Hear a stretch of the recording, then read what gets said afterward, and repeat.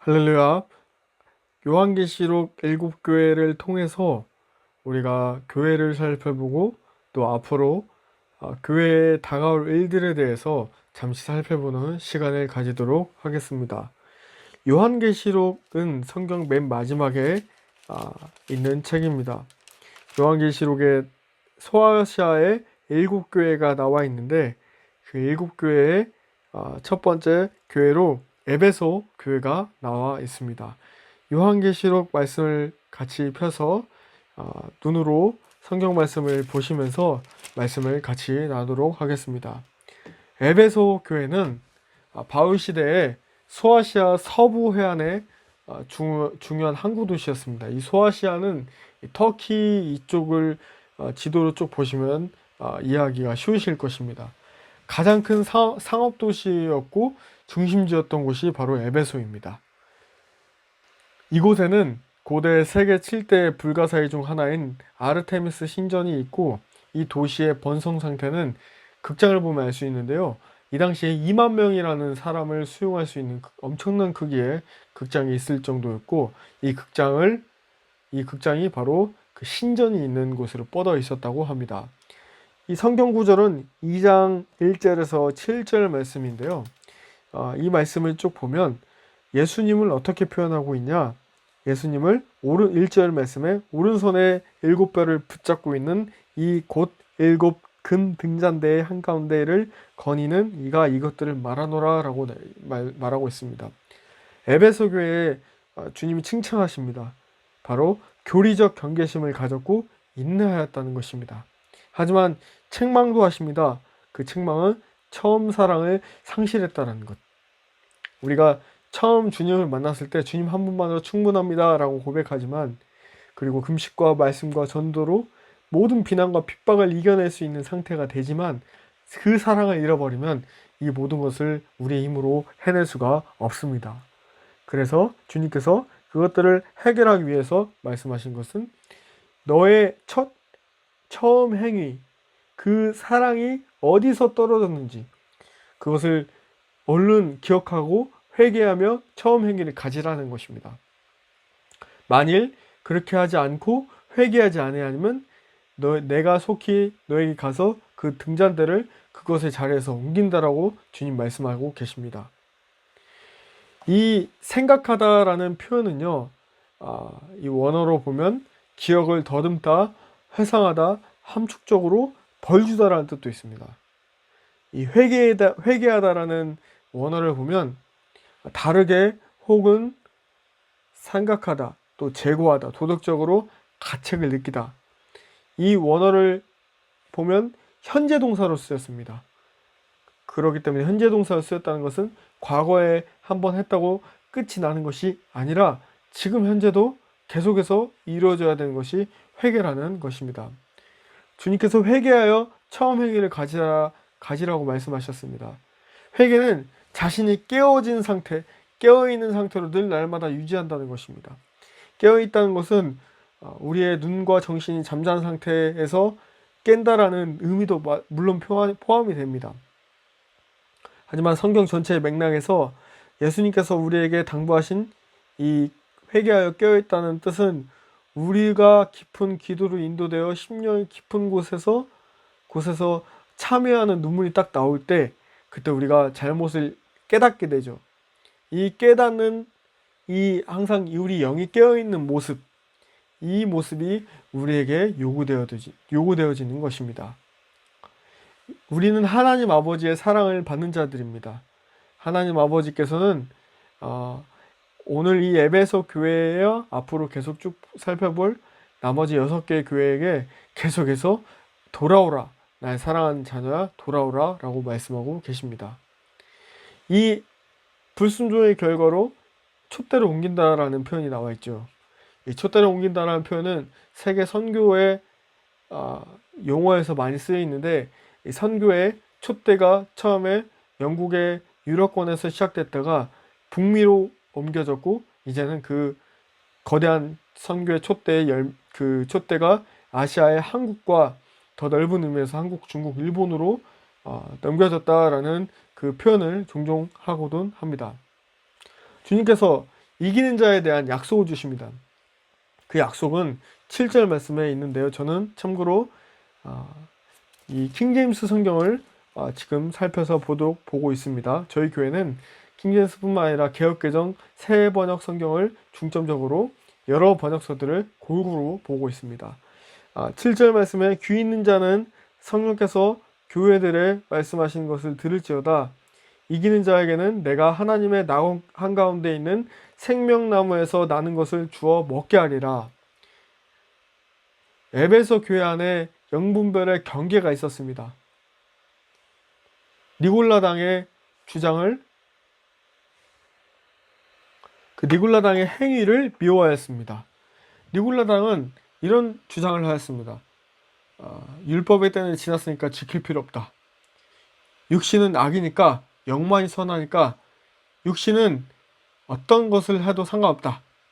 그리고 그리스도인들은 은혜로 보호를 받기 때문에 어느 곳에 가서 무엇을 행하든 해를 받음이 없다. 이런 터무니없는 주장들을 하였습니다. 주님은 이 에베소 교회의 모습을 말씀하시는데 그 에베소 교회가 이 니골라당의 행위를 미워했다는 것을 말씀하시죠.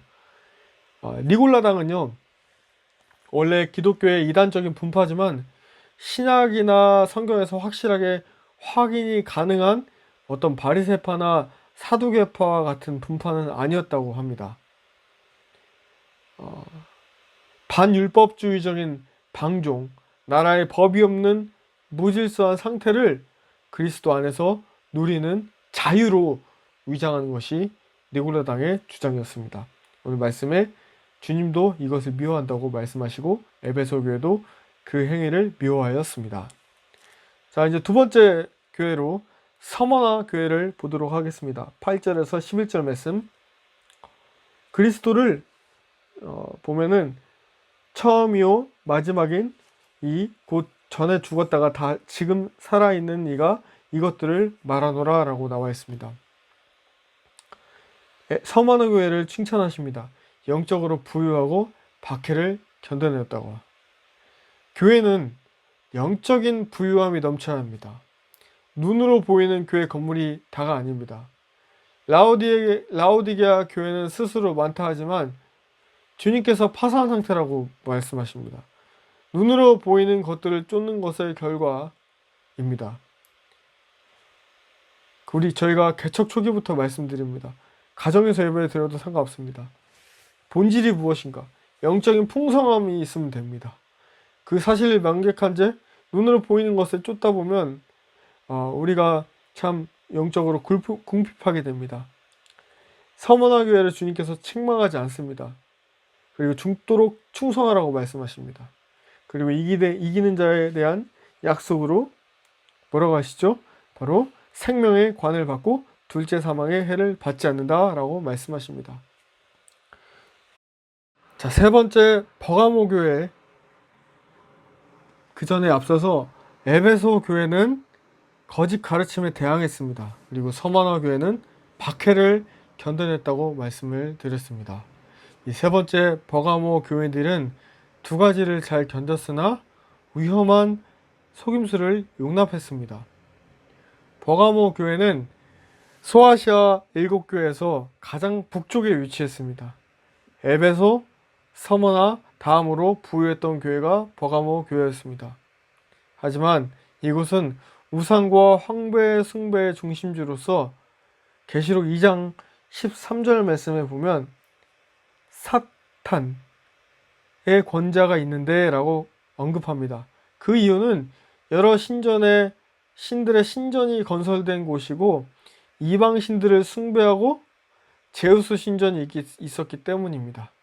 도시 외곽을 보면 의학과 치료의 신이라고 하는 아스클레피우스 신전이 있었습니다. 여러분, 우리가 TV를 볼 때, 전 TV를 안 보지만 TV를 볼 때 요리의 신, 축구의 신, 뭐뭐의 신이라고 하는 것을 우리 그리스도인들이 함부로 발설해서는 안 되겠다라는 마음이 듭니다. 왜냐하면 10계명 1계명에 나 외에 다른 신을 두지 말라라고 말씀하셨고 여호와의 이름을, 하나님의 이름을 함부로 망명되이 부르지 말라라고 하였습니다. 버가모 교회에 나오는 충성된 증인 안디바는 성경에 예수님이 탄생하시던 즈음 갈릴리를 다스리는 분봉왕으로서 성경에서 헤롯 안디바라고 나와 있었고, 그가 바로 세례 요한의 목을 벨 것을 명령했던 사람입니다. 하지만 계시록에 또 다시 언급되는 안디바는 다른 사람입니다. 초대교회의 순교자로서 버가모 교회를 심판할 때 이 안디바, 아까 제가 말씀드렸던 헤롯 안디바와는 다른 사람입니다. 이 초대교회 순교자로 버가모 교회를 심판하실 때 이 안디바를 신실한 증인으로서 칭찬하십니다. 버가모 교회는 계시록 2장 12절에서 17절 말씀에 잘 나타나 있습니다. 예수님을 좌우의 날선검을 가지신 이라고 표현하면서 그리스도의 이름을 굳게 잡고 믿음을 부인하지 않은 것을 칭찬하십니다. 주님이 이 버가모 교회를 책망하시는데 타협하고 거짓 가르침을 따랐던 것을 책망하십니다. 14절 말씀에 그러나 내가 너를 책망할 것이 몇 가지 있나니 이는 거기에 발람의 교리를 붙잡는 자들이 내게 있기 때문이로다. 그가 발락을 가르쳐 이스라엘 자손 앞에 걸림돌을 놓게 하고 우상들에게 희생물로 바친 것을 먹게 하며 또 음행하게 하였느니라. 모압 왕 발락의 사주를 받아 이스라엘 백성을 저주하라고 했던 인물이 바로 발람입니다. 민수기 22장에서 25장에 나와 있습니다. 발람이 사주를 받아 그것을 실패하자 모압 왕에게 그들의 성적인 간음과 영적인 간음에 빠지도록 유혹하라고 조언한 사람입니다. 마찬가지로 니골라당도 에베소에서는 반대를 했지만 이 버가모에서는 성적이면서 영적인 간음을 확산시키고 있었습니다. 주님이 이들을 돌이키게 하기 위해서 회개하라 라고 16절 말씀에 말씀하십니다. 불순종의 결과는 그리스도의 입과 검으로 그들과 싸우겠다 말씀하십니다. 하지만 이기는 자에게는 17절 말씀에 감추어둔 만나를 주어 먹게 하고 또 흰 돌을 그에게 줄 것인데 그 돌에는 새 이름이 기록되어 있어 그 돌을 받는 자 외에는 아무도 그 이름을 알지 못한다 라고 나와 있습니다. 만나는 광야에서 우리가 잘 보았죠. 하나님께서 광야에서 이스라엘 백성들에게 만나 메추라기를 날마다 먹을 것을 주셨고, 이 흰돌에 대해서 잠시 살펴보면 이 흰돌에 대해서 새 이름을 기록해 놨다라고 흰돌을 표현하죠. 정확히 무엇을 가리키진 않습니다만 메시아의 잔치에 감추었던 만나를 떠올려 보면 만나에 들어가는 어떤 폐 혹은 입장권으로 추측하는 견해도 있습니다. 혹은 우리가 상상해 보았을 때 경기의 승자에게 주어졌던 그런 배심원들이 재판에서 무죄를 방면을 위한 투표에 사용했던 것으로 이 흰돌을 생성할 수 있습니다. 하늘의 상급으로 흰돌을 생각하는 견해도 있습니다. 승리의 색이 흰색이기 때문입니다. 계속해서 네 번째 두아디라 교회를 18절에서 29절 말씀 쭉 살펴보도록 할 텐데요. 예수님을 그 눈이 불꽃 같고 그 발이 빛난 주석과 같은 이라고 말씀하십니다. 섬김의 행위에서 드러난 점점 커지는 사랑을 칭찬하시죠. 하지만 책망하신 것은 분별력이 부족하여 이단 용납한 것을 책망하십니다. 계시록 2장 20절 말씀에 그럼에도 불구하고 내가 너를 책망할 것이 몇 가지 있으니 이는 내가 이세벨이라는 그 여자를 용납하기 때문이라. 그녀가 자기를 가리켜 여대언자라 하며 내 정도를 가르치고 깨어 음행하게 하고 또 우상들에게 희생물로 바친 것들을 먹게 한두다. 자칭 여자 선지자라고 하는 여자 이세벨을 용납했고 행음하게 하는 것과 우상의 제물을 먹게 한 것을 과감히 버릴 것을 말씀하십니다. 사랑하는 여러분, 저도 마찬가지지만 죄는 싹둑 뿌리부터 잘라야 됩니다. 이 여자는 음료를 상징합니다. 바벨론은 폭력과 쾌락과 사치 그리고 안목의 정욕을 우리가 의미한다는 것을 볼 수 있습니다. 이세벨의 영이 있습니다. 교회 안에 이세벨의 영이 있는데 이세벨의 영은 종교와 타락의 영이고 컨트롤하는 영, 사람을 집중하게 합니다. 이 교묘하게 하나님 자리에 섭니다. 그리고 우상의 영, 특정 인물과 사역의 이름을 찬양하게 하는 것입니다. 이 이세벨의 영을 이겨낼 수 있는 두아디라 교회에 주님께서 말씀하신 해결책은 바로 그리스도가 하신 일을 끝까지 굳게 잡고 지키라는 것입니다.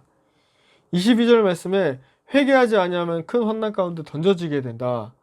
우리 24절 말씀에 소위 사탄의 깊은 것을 알지 못한 너에게 말하오니 너희가 날씨는 분별하나 시대는 분별하지 못한다라고 책망하십니다. 내 자신과 내 교회가 어느 영에 속해 있는지 분별하지 못합니다. 왜? 사람들이 예수 안에 있는 정체성보다 어느 교회 안에 있는 정체성에 더 자신의 안위를 생각하기 때문입니다. 25절 말씀에 너희에게 있는 것을 내가 올 때까지 굳게 잡으라라고 말씀하십니다. 복음이 있는 자들은 복음신 예수 그리스도를 뜨겁게 사랑하고 굳게 붙들고 있어야 됩니다. 불순종하는 자들에게 각 사람의 행위대로 갚아주신다고 주님 말씀하십니다. 이기는 자에 대한 약속은 새벽별과 만국을 다스리는 권세를 주십니다. 다섯 번째, 사대교회에 대해서 나오도록 하겠습니다. 사대교회는 계시록 3장 1절에서 6절 말씀에 나와 있습니다. 사대교회는 살았다 하나 죽은 자로서 행위에 온전한 것을 찾지 못합니다. 영적으로 깊은 혼수 상태에 빠져 죽음에 가까워지고 있지만 일깨어 그 남은 바 죽게 된 것을 굳건하게 하고 은혜의 메시지 가운데에서 거룩함을 추구하라는 주님의 권고를 못 들을 정도는 아니라고 합니다. 이 예수님을 하나님의 일곱 영과 일곱 별을 가지신 이라고 표현합니다. 이 사대교회를 주님이 칭찬하시죠. 순결하고 충성된 자가 몇 명이 있다. 3장 4절 말씀에 자기 옷을 더럽히지 아니한 몇 이름이 내게 있어 그들이 흰옷을 입고 나와 함께 걸으리니 그들은 합당한 자다. 주님께서 하신 책망은 죽은 행위를 말씀하십니다. 말씀을 지켜 회개하는 회복으로 이어져야 되는데 죽은 행위, 말씀을 지켜 회개하는 것이 해결책이고 불순종의 결과는 그리스도가 도둑처럼 오시는데 깨어있지 못하는 것입니다. 이기는 자에 대한 약속은 흰옷을 입고 그 이름이 생명책에서 결코 지워지지 않으며 하나님과 천사들 앞에서 신되는 것입니다.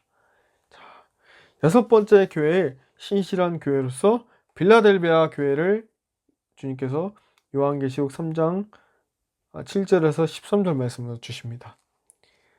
작은 능력을 가지고도 주님의 말을 지키며 주님의 이름을 배반하지 아니한 교회가 바로 빌라델비아 교회입니다.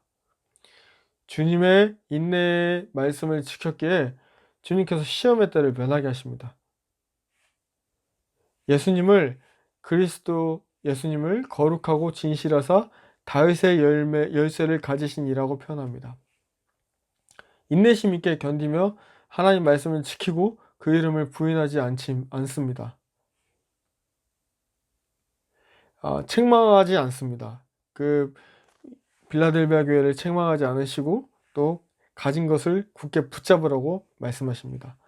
불순종의 결과가 없고 하나님의 성전의 기둥이 되고 하나님과 새 예루살렘과 그리스도의 이름이 그 위에 기록됩니다. 이 빌라델비아 교회를 보면서 저희 더 가스펠 하우스 교회를 통하여 하나님이 주시는 은혜가 아닐까, 이렇게 되는 교회가 되어야 되지 않을까 많이 묵상하곤 합니다.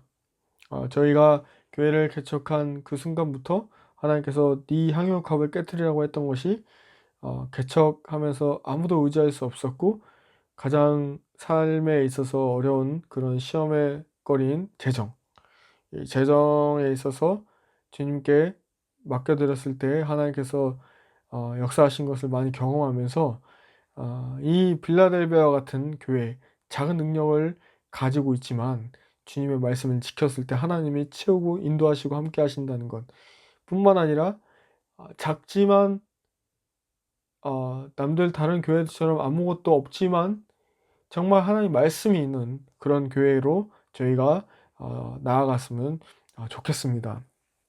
일곱 번째, 라오디게아 교회 3장 14절에서 22절 말씀에 우리 예수님을 아멘, 충성되고 참된 증인, 하나님의 창조의 근본이신이라고 표현합니다. 라오디게아 교회에는 칭찬할 것이 없었습니다. 책망을 많이 하시죠. 영적으로 눈이 멀어있고 파산했으며 벌거벗고 미지근한 상태를 주님이 책망하십니다. 이런 교회의 특징은 어떠냐면요, 배우려고 하지 않습니다. 자기만족, 자신이 다 알고 있다는 착각 속에 살고 있고, 겉모습은 견고한 척하지만 실제의 삶은 그렇지 않은, 공예배의 삶은 거룩하지만 삶은 엉망인, 얼굴에 마스크 쓰고 사는 살아가는 그런 모습들. 제가 경험한 한국교회의 안타까운 모습을 좀 말씀을 드리면, 교회 건물을 소유하고 성도를 어떤 목회의 방향으로 이끌어가는 것이 아니라 숫자의 관리, 사람이 많아지면 좋은 그런 숫자 관리에 하는 관리자의 모습, 목회자의 모습보다는 장로님들이나 어떤 목회자들도 그런 모습들을 가지고 있었습니다. 우리 목회자는 정말 이 마음의 겸손함이 많이 요구됩니다. 자기 기만과 나태, 게으름, 강단을 비우는 모습, 이런 모습들이 항상 회개하여 돌이켜져야 되는 모습입니다. 부유하여 부족한 것이 없다고 하나 공고하거나 가련하거나 가난하거나 눈먼 벌거벗은 것을 알지 못하는 모습이 라오디게아 교회의 모습입니다.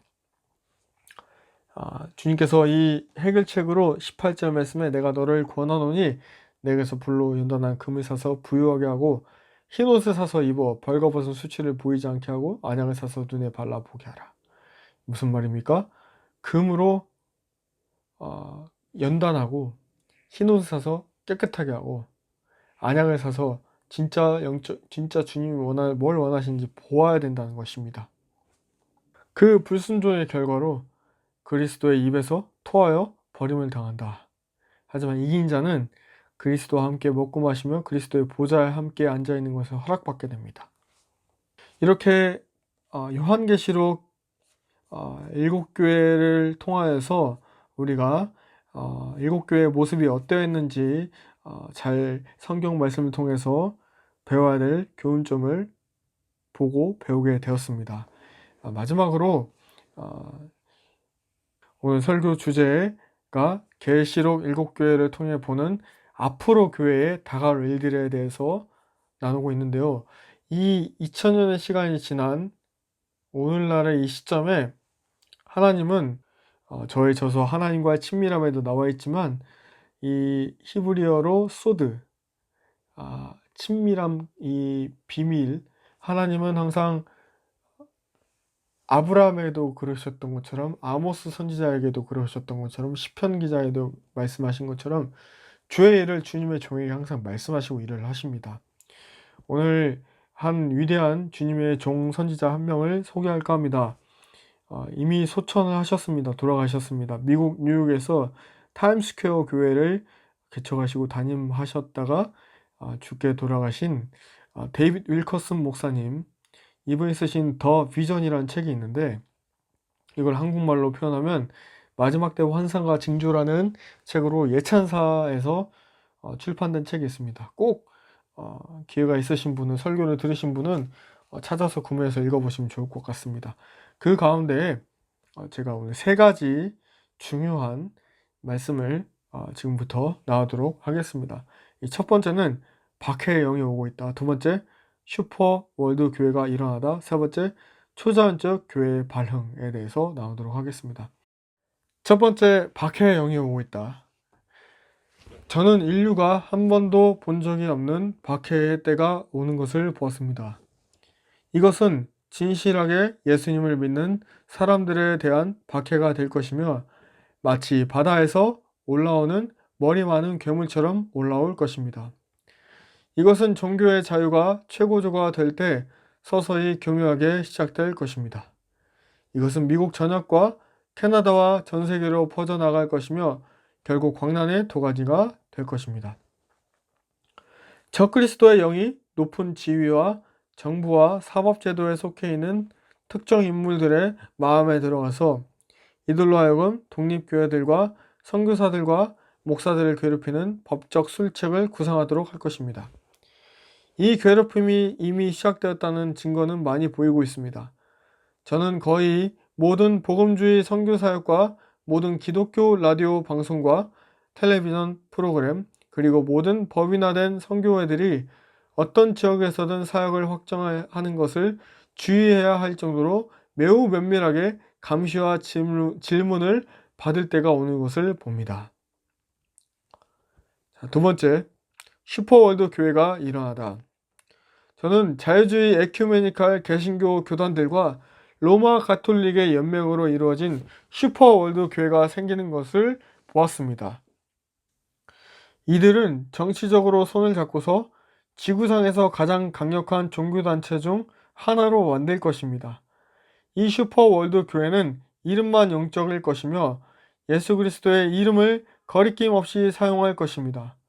하지만 실제로는 그들이 적그리스도가 될 것이며 많은 활동이 정치적이 될 것입니다. 이 강력한 슈퍼교회 연맹은 사회활동과 엄청난 자선 프로그램과 구제사역에 깊이 관여할 것입니다. 이 기구의 리더들은 새로워진 사회활동과 정치적 개입과 세계 문제들에 더 큰 목소리로 요구하므로 인간의 필요를 채우는 포괄적인 이야기들을 만들어낼 것입니다. 세 번째, 초자연적 교회의 반응. 저는 예수 그리스도의 모든 진실한 제자들이 위대하고 초자연적인 연합을 이루는 것을 보았습니다. 그들은 성령님에 의해서 하나로 묶이게 될 것이며 그리스도와 그의 말씀 안에서 공동의 확신을 하게 될 것입니다. 성경을 믿는 사람들의 이 초자연적인 교회는 지하교회 같은 유가 될 것이며 가톨릭과 개신교의 모든 교단이 포함될 것입니다. 이것은 어린 자와 늙은 자, 흑인과 백인, 열방의 사람들을 하나로 묶을 것입니다. 가시적인 슈퍼월드 교회가 정권을 얻는 동안 이 비가시적인 초자연적 교회는 영권이 엄청나게 커질 것입니다. 이 영권은 박해를 받을 때에 커질 것입니다.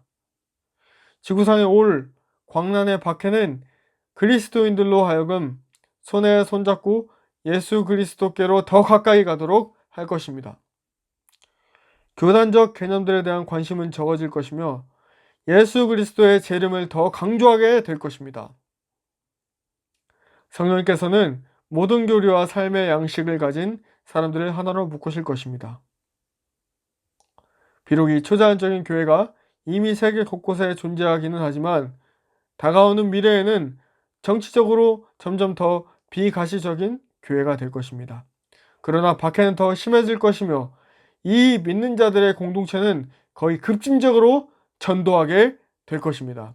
이 비가시적인 교회는 땅끝까지 복음이 증거되기까지 전하기 위해 성령님의 초자연적인 기름 부음과 능력을 받을 것입니다.